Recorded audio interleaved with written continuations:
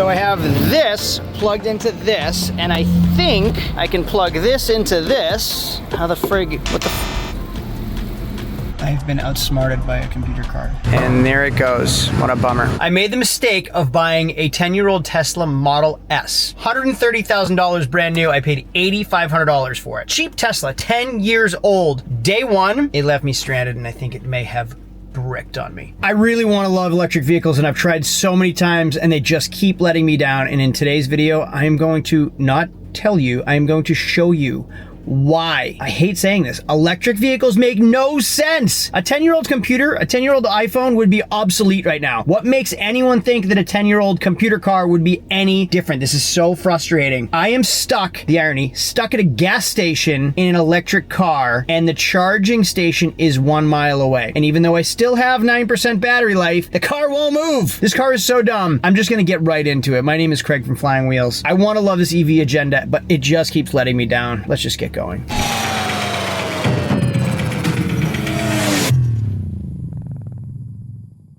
Welcome to Flying Wheels. My name is Craig from Flying Wheels, and I buy stupid things to experiment so you can learn from my lessons. I am currently in a 2015 Tesla Model S P90D, almost 700 horsepower car. This car was $130,000 10 years ago. Just 98,000 miles ago, this car was $130,000. Now, I think it might be worthless. I might have wasted $8,500 on a stupid computer car. So I was strolling around a dealer auction when I came across this beautiful car. The leather is so soft and supple. It has ludicrous mode. It's all-wheel drive. It is supposed to be super smart. I couldn't resist. I raised my hand at $8,500 and I won it. And I loved it for 2 hours. 2 hours later, here I am right here making this video stuck in a parking lot. Before I dive into what's going on, let me explain what this car actually is, because it's supposed to be pretty cool. A P95D with ludicrous mode is an all-wheel drive electric sedan featuring a 90 kilowatt battery, does 0 to 60 in 3.1 seconds. That is 0.2 seconds faster than my all-wheel drive E-Ray convertible Corvette. That was wild. It has a top speed of 155 miles per hour, roughly 250 to 300 miles of range, brand new, not 10 years later, and it has 762 horsepower with peak performance in an all-wheel drive car. That is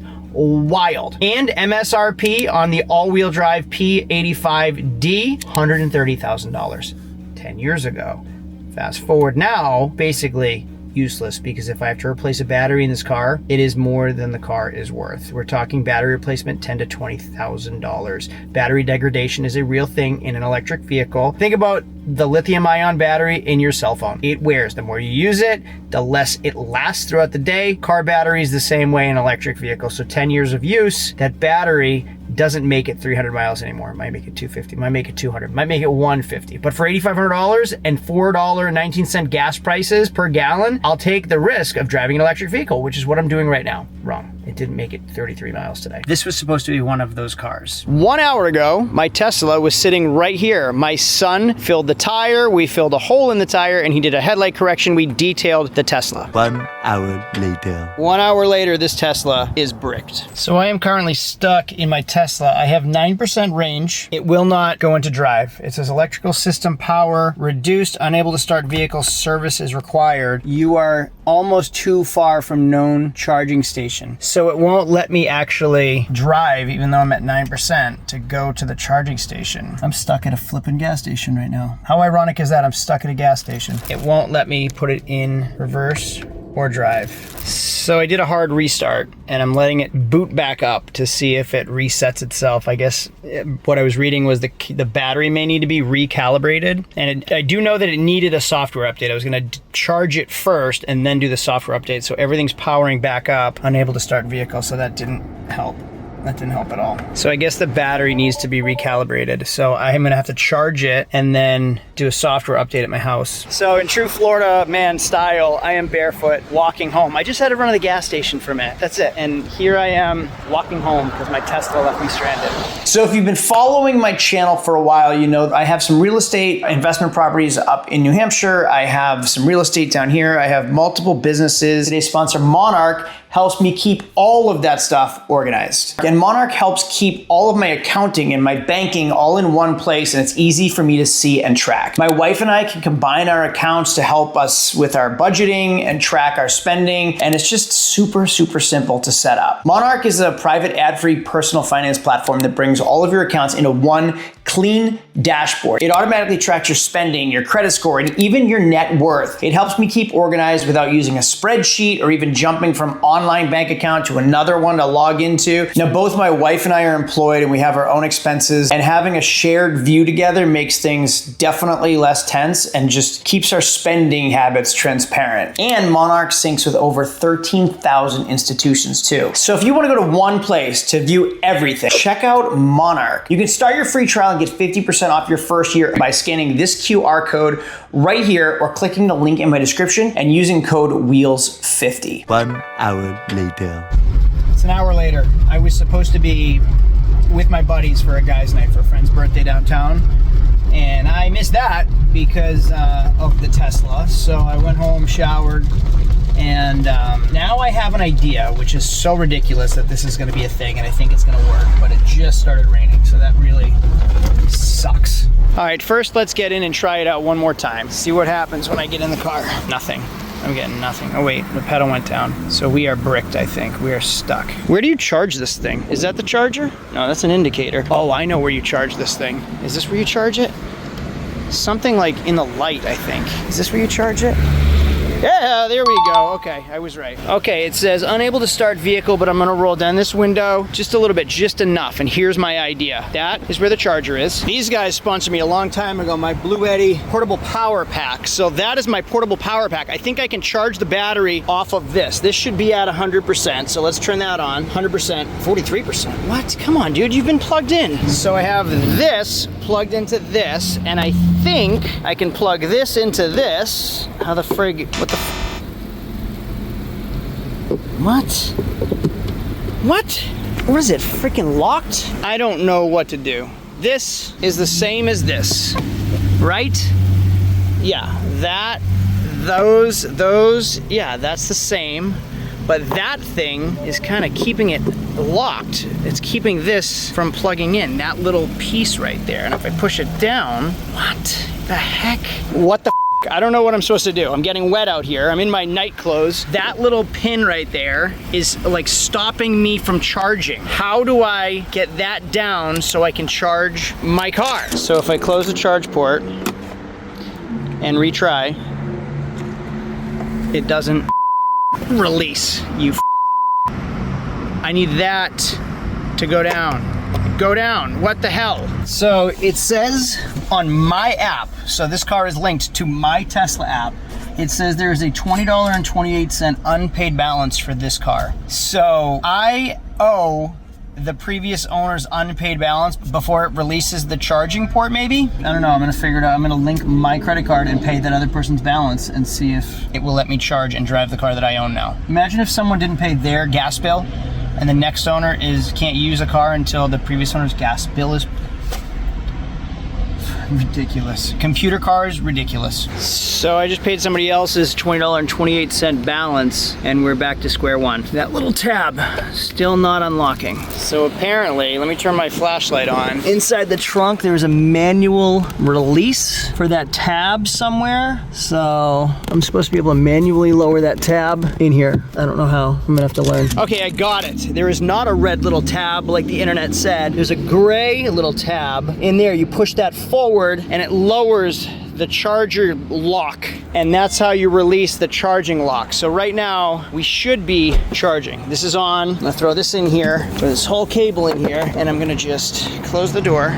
There we go. So it should be, let me see if it's charging. Charging disabled when using manual release. You're kidding me, right? Okay, so when you manually release that charging port, it won't charge the car. Charging disabled when using manual release. Close charge port and retry. So just to recap, I have 9% battery life, but my car is stranded with no battery. It won't move. I brought power and a Tesla charging cable to charge the Tesla, but I can't manually release the tab that's locked because if I do, it won't let me charge the car that needs to be charged because nothing will work unless it's charged. That's how electric vehicles work. Close charge port and retry. I just did a hard reset and it said ready to charge, but now it says charging disabled when using manual release. I don't have a option. I don't have an option. Reboot. What's it say? It just says charge port open. That's it.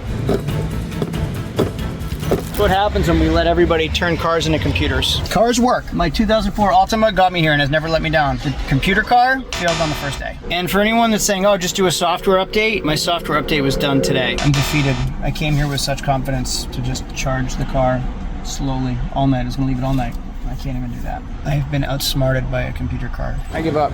It's getting dark. I was supposed to have my guys' night 2 hours ago and I'm messing around with an electric car. Ruined my night. And the wife isn't happy with me either because I'm defeated. I lose. You win, I lose. This is gonna stay here and now what? Do I just have to have it towed to the Tesla dealership so they can plug it in their computer and manually, electronically unlock it and then charge it, and then that costs me how much? Because you can't just put a gosh darn gas pump in your mechanical lever that opens up and fill it with liquid. Everything's got to be smart. Okay, I quit. I'm leaving. It says ready to charge, but it says charging disabled when using manual release. It's not ready to charge. We all know why. I set a current charge schedule for 7:45. It is 7:39. It goes by 15-minute increments. I quit. I'm defeated. You win, Tesla. You're smarter than me. I lose. I don't know what I'm gonna do, but I am missing something that would make me smile instead of something that gives me more aggravation. So I am getting the heck out of here. I really wanted to give you a chance, dude. The idea could be so cool to buy an $8,500 EV instead of paying $5 a gallon for gas. You could pay $8,500 for an electric vehicle. It has 98,000 miles. That isn't a lot. This 2004 Altima has 105,000 miles. 98 is not a lot of miles. And it's a 2015. That is not an old car, but apparently for electric vehicles, 10 years old, 100,000 miles is too old to be buying it. And that is why it's $8,500. That was 120 10 years ago. Now it's stuck here with the gosh darn red light. Don't buy electric vehicles. Don't buy them. I don't know why we do. The idea, cool. Reality is what you just watched. And I'll figure out what I'm gonna do with it tomorrow on a Saturday and ruin my Saturday. See you for now. My car keeps giving me notification, battery charge level too low. Is it too low to charge? Vehicle consumes battery while idle. Charge now. I wish I could. Battery charge level low. Charge now. I wish I could. I wish I could. I wish I could. Multiple doors left open. Both trunks open. Software update is available. I did the software update. You son of a gun. It won't be alive in 1 hour and 5 minutes. I can't do that. So if I stick a key in here from my Altima and push that down, it actually says charging disabled when using manual release. Close charge port and retry. The next morning. Okay, it is the next morning. My 2004 Altima has not let me down, ever. This started, driven, and gotten 30 miles per gallon every time I want to use it. My computer car? I don't know. Let's see. Let's see what happened. Did it charge? I don't think so. Is this still red? It's not still red. All right, let's see what's going on. Oh no. Oh no, I think it's bricked now. Not only do we have no power, oh shoot, nothing. I'm not even getting any power now, shoot. Is there a way to open these cars if the battery's dead? If the battery is dead, how do you get in? That's locked in there. I can't open the trunk because it's an electric opener. I'm getting nothing, flip's sake. So it's got worse. It was at 9% when I left it yesterday. I'm gonna find a spot on the front bumper to open, and there's gonna be wires that I use to pop everything. Like I apply external power, like I'm jump starting a car, to this front bumper somewhere. Apparently there's a tow hook cover somewhere in this car. That's not it. It's a sensor. Stupid electric car. So I am definitely learning a lot about Tesla, thanks to YouTube. So typically in newer Teslas, there is a tow hook, front tow hook right here, that you will remove the tow hook cover, and there's 2 wires, and then you can jump start it with 12-volt power. 2015 did not have this. It is behind this panel right here. I have to remove that, and apparently I can do this manually. So apparently I can just put this down somehow, remove this panel, and just a man do it by hand. No way. What the flip? This is supposedly comes out. What the heck, man? It's behind here. There's a negative and a positive terminal, and I have to remove this, disconnect these 2 parking sensors, and then there's a positive and negative terminal on the frame that I connect 12-volt power to get battery to unlock it. Wow, look at this. I have a multi-tool in my wallet, and I just stuck it in here and kind of pried it, and I got access to this panel. This is all it took. So this is going to come off, and then I'm going to remove the 2 plugs.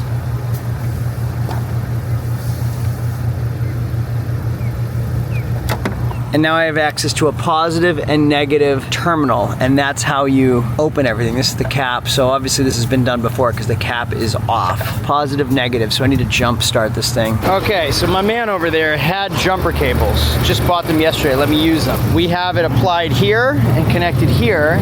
Ooh, that's a good looking Mustang. We should now have some 12-volt accessory power to get into this car. So, key, here we go. We're open. We're in. Now let's see what happens. Clearly it didn't charge last night, so let's see what happens when I try to turn on nothing. Oh, I get some brake pedal. 7%. I'm at 7%, it wouldn't unlock itself. Will it go in neutral, I wonder? Unable to charge. Charge station not powered. Check power source. Try a different station. Well, I'm officially defeated. My computer car beat me.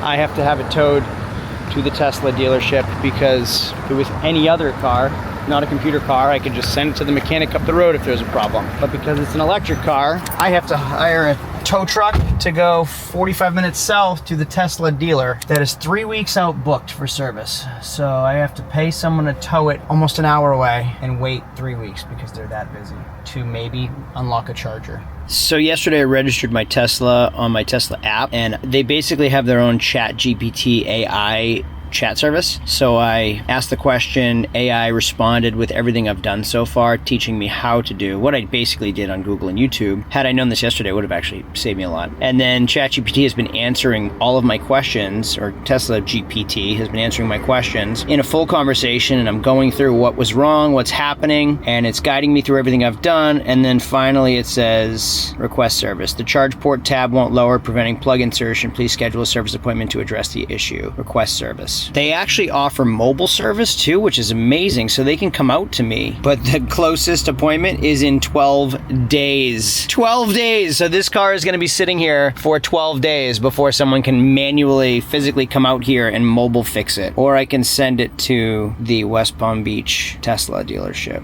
So that's what I'm going to have to do. I requested service, and now I just have to wait for them to respond back to me. So my request is in review. Check back soon. Prepare to drop off. Those are the steps. Wow.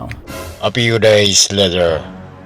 Well, it's officially been 3 days. I am on my 3rd day since my Tesla broke down at the gas station. The gas station attendant owner has been so patient with me. No one can tow my bricked Tesla because it won't go into neutral. So they can't roll it up, drag it up onto a flatbed because it won't roll. I need a tow truck with dollies and nobody has it. So I've had tow truck after tow truck cancel the call. Like they'll take my call and they'll say, no, can't do it. And also there's no Tesla garage near here. I have to go to West Palm Beach, Florida to have it repaired. And worse, I got the confirmation today from Tesla. They can fix it on April 27th. It's April 5th. 22 days from now. They have to do an inspection. It's $248. They can't do it for over 3 weeks. So your car breaks down, you wait 3 weeks. That's what happens because you can't fix a computer car. So that's where I am right now. I'm going to meet finally the tow truck driver and hope that this guy can move it. And here we go. There's my tow truck guy, I think. Yeah, there's my tow truck guy. See if we can get this thing out of here. So here we go. Doors open, but not open. And then frunk open, but not open because there's no accessory power too, and there's no lever to manually release the frunk. Like, there's no lever. I can't just release it. So it's just locked because there's no power. Everything's electric. All right, let's see if I can get this thing into tow mode. So, say service. Wheel, maintenance, factory reset. Ooh, what if I did a factory reset? So apparently, just foot on the brake, service, and hit tow mode, and that should be it. It actually just went into neutral. Won't go into drive, won't go into reverse, but it'll go into neutral. Park, neutral. So that's actually pretty good. I wasn't doing that yesterday. Tow mode's enabled. Shift to park to cancel tow mode. So it's in neutral? It's in tow mode right now with my foot on the brake. So just roll the window up, and if you just want to hop out, we can get disconnected. I'll have you move your seat. Great. So that's it. Now it's on its way back to the Tesla dealership, which is where I was 33 miles ago that way. So 2 days ago, I was at the Tesla dealership. It made it here and bricked on me. And there it goes. What a bummer. That was a 2-day and a $264 error. Lesson learned. Did I learn my lesson? I don't know. I don't even know what the lesson was, but next scene we'll figure out what was wrong with it. Hopefully not 22 days from now. The next morning. It's the next morning, and I want to give you a Tesla update. So number one, every time I've dealt with the Tesla dealership, people in it, unbelievably pleasant and helpful. I love with my Cybertruck, it's just like regular people, not car dealers, and it's awesome. I love working with Tesla. However, with that being said, I got a text back today. So I was charged $248 diagnostic fee. That's like their initial, they get it on a lift, they look it over. Well, I got a call this morning saying that it's not $248, it's $620. It's minimum 2 hours labor to diagnose a car. The $248 was just put up in the air and check the suspension. $620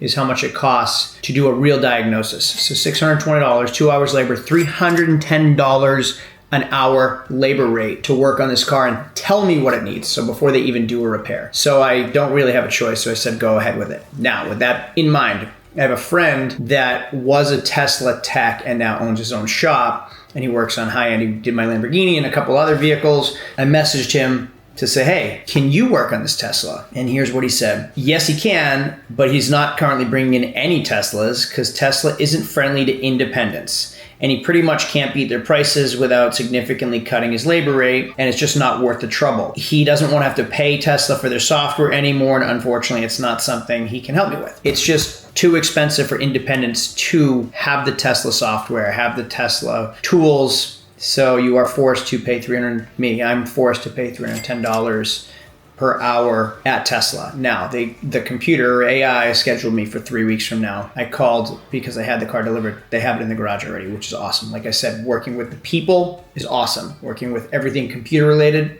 an absolute nightmare. Trying to move around the parking lot, and that car is driving around itself. Yeah, there's nobody in it. It was turning its wheels, it was pulling forward, threw us all off. That car has a person in it. All right, you go right. Let's see if my Tesla's here. And then service is right around the other side if you can go that way. Oh my God, that's a first, let me tell you. Yeah, me too. Oh, wait, is that my car? No, my car's silver. I don't even see it. Perfect. Use your pass. It's been 3 days. Super efficient. I have never had a problem with Tesla service. Like, they are so fast and so friendly. And honestly, I paid on my phone. Granted, it was $650 and $260 to tow it here, but that's not the point. The point is the people, so easy, so friendly. I can text message through my app. I paid through my app. I got my estimate through my app. It's so simple. But it's $300+ per hour, and they want $10,000 to replace a motor and the 12-volt accessory battery and the air conditioning unit. So I paid $8,500 for the entire car. A used Tesla, it makes 0 cents. Now we're getting it back. I declined all repairs, and they charged it to 100%. So I just won't go under 25% for a while and see how that works. She's a running. All right, that's a good sign. So we have 93% charge, no lights on, no warning lights. All right, and everything looks good. I think we're great. All right, now let's get on the road and see if performance mode is still performance mode. Should I take that back? You'll see key not inside vehicle. I left the key in the frunk, and now nobody seems to know where the key is. Found. Let's go for a ride in my now $9,500 Model S. Yes, it still has performance mode. That is wild.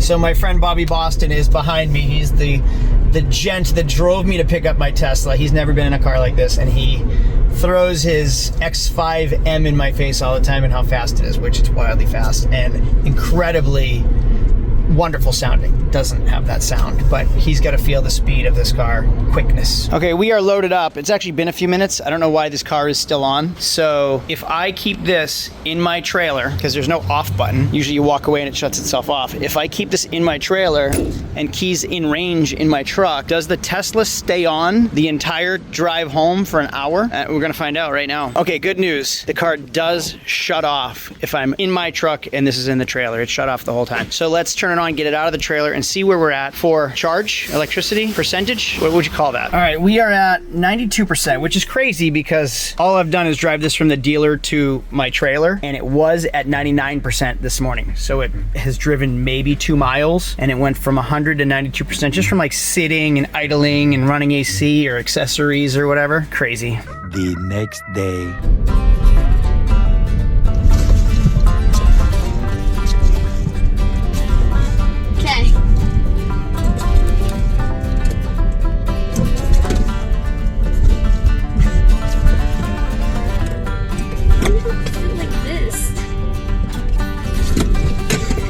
Okay, so now that the car is back, I'm thinking I'm going to replace this. This is your 12-volt battery. This is basically your accessory battery. It runs your accessories. It opens the door, it closes the trunk. This is a very expensive battery from Tesla. Now, unfortunately, I spent $600 for diagnosis at Tesla. I wonder if that would have applied towards the repairs. I should have had them replace the battery, because now I'm thinking I paid them to just $600 to just tell me what was wrong. I should have had them replace that 12 volt. So I am going to replace that 12 volt, but I want to show you what it looks like without all the plastics. This all came out pretty easily. It basically just clips in. So once all of this was removed, everything in the Tesla was exposed. So it's fairly simple. You have your coolant here, you have your battery there. This stuff, I have no idea what any of this is. I'm not even going to attempt to pretend to know what that is. We do have our steering rack right there, and then our CV axles on either side. I'm going to replace that battery, the 12 volt battery, and just hope I never have this problem again. With that being said, I want to give you my final thoughts.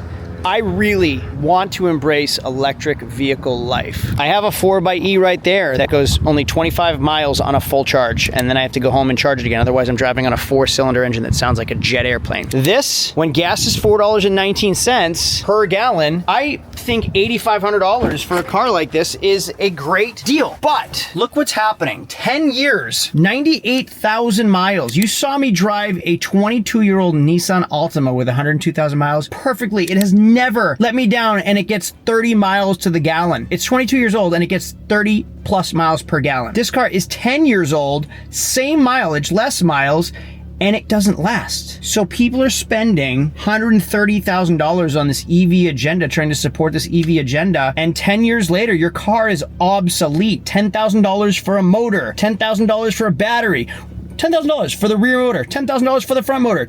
We're talking $30,000 if you have to replace both motors and battery. It doesn't make sense. I had to pay the previous owner's electric charging bill before I could hook my account up to it, which is crazy. I sat in a parking lot and no one could tow it because it's all-wheel drive and it bricked up. We don't need anything this smart. It's cool. It's a novelty, but everything in this video didn't make sense. I own a car that is now 10 years old. When this car was brand new, it's awesome. Technology's awesome, but we're at the point where these cars are now 10 years old. This Escalade is a 2017 with 170,000 miles. All the luxury of that car, but it's lasted twice the mileage of that car, and it's still worth more because that's useless now. I paid $8,500 for this, I paid $8,500 for that. This one right here has cost me $5,000 in engine repairs, but you know what? I will have a brand new cam, brand new lifters, brand new lifter tray, everything, $5,000. This is gonna be like a brand new engine at 157,000 miles because something catastrophic went wrong. But catastrophic in that was $5,000. Catastrophic in this is $10,000 for the motor, $10,000 for the battery, $10,000 for the front motor. And another example, aside from replacing that 12-volt battery, I don't know how to work on that Tesla. No mechanic wants to work on that Tesla. I had to pay $310 per hour to have Tesla fix it, and they were 3 weeks out because I relied on AI to book my appointment. They just went out to the next 3 week away appointment. You talk to a human,